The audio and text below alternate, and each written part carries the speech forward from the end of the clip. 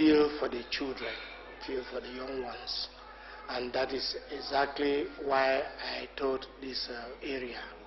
And before I go on, I want to say that the government itself knows that school is not really profit-making, because the government tries to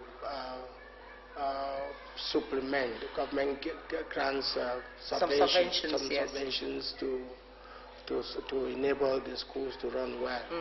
If you see what I've been doing for the past years, it's just a question of a careful planning. I plan very carefully, and I try to advance in that way.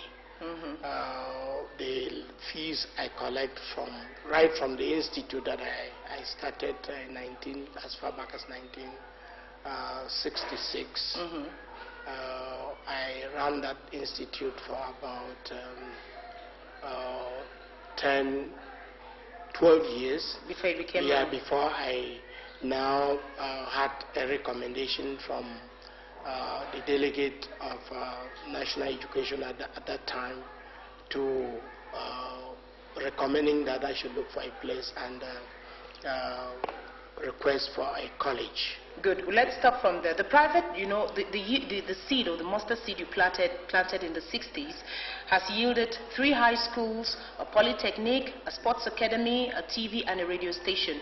When a lot of people see what you've achieved, they want to believe that you were born from rich parents or that life has been very fair with you.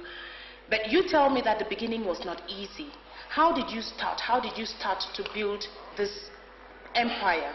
Yeah, I started in a very small way, because if I can think back, I will know that I started this institute that I'm talking about. I started the institute with one single typewriter, and I was using it to teach the children and teach them some bit of shorthand and office secretariat duties.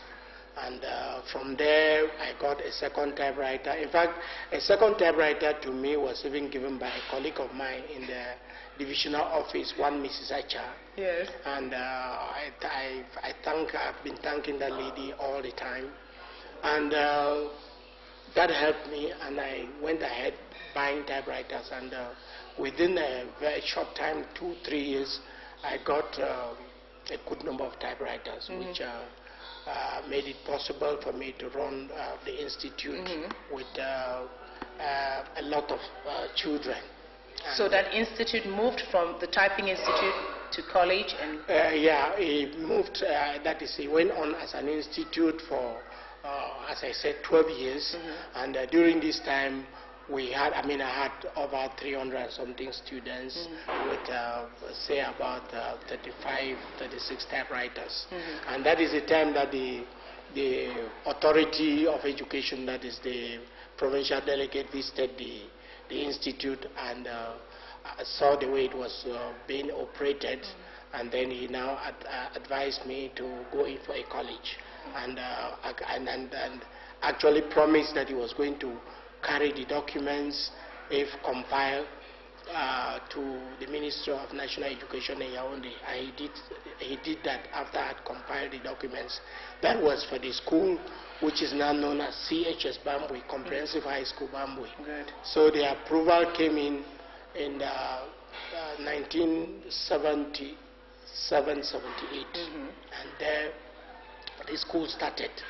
And it ran on as a single school, with the institute still running until 1990. Good. That the progressive comprehensive, the progressive institute was transformed now to another college. Okay. And so now I could boast of 2 colleges, CHS Bambui and PCHS Mancon. Okay. Yeah. And then eventually, well, I started getting appeals from my people in KOM, particularly from the area I come from, that is from Anyajua. They were actually insisting that I should do something there for my younger brothers there.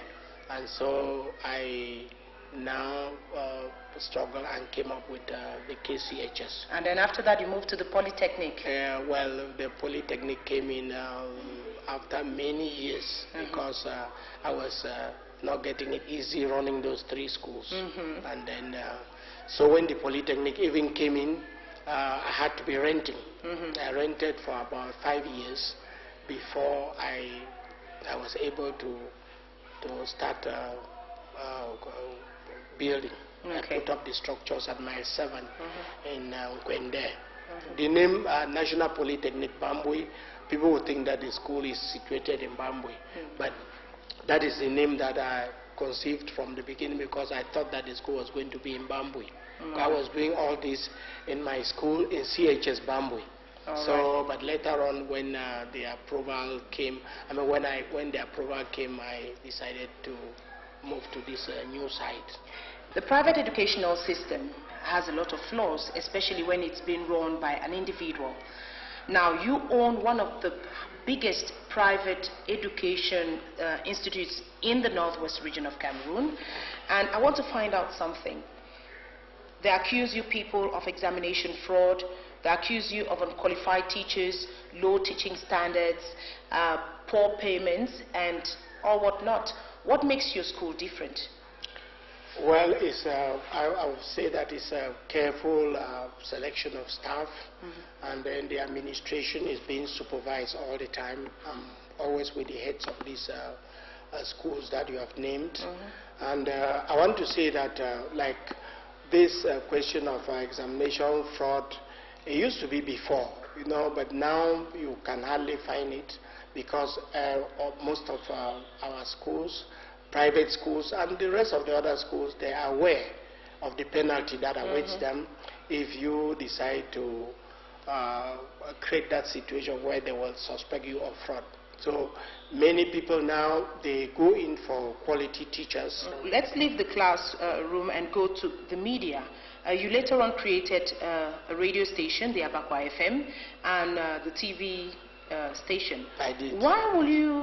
Why did you stretch your hand into the media? Well, the idea, you know, at the Polytechnic we're doing journalism and mass communication, and I thought that the children who enroll in this area should use that as a practicing instrument for them. And so I applied for it. When I applied for a radio, the approval was given because they knew that I was going to attach it to. I was going to be using it in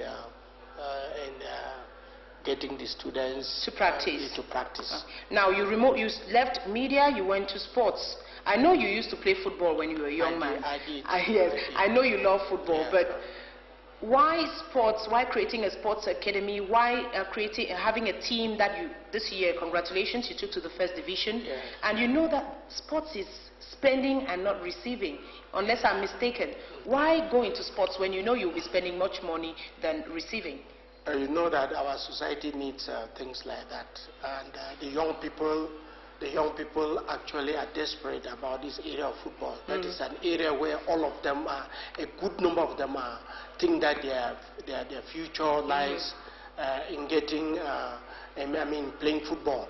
So you see a lot of them even running away from schools, which I don't advise. So with all that I know, and I did not only play football, I also administered football because I was one time the president of FECA Food in this region. Okay.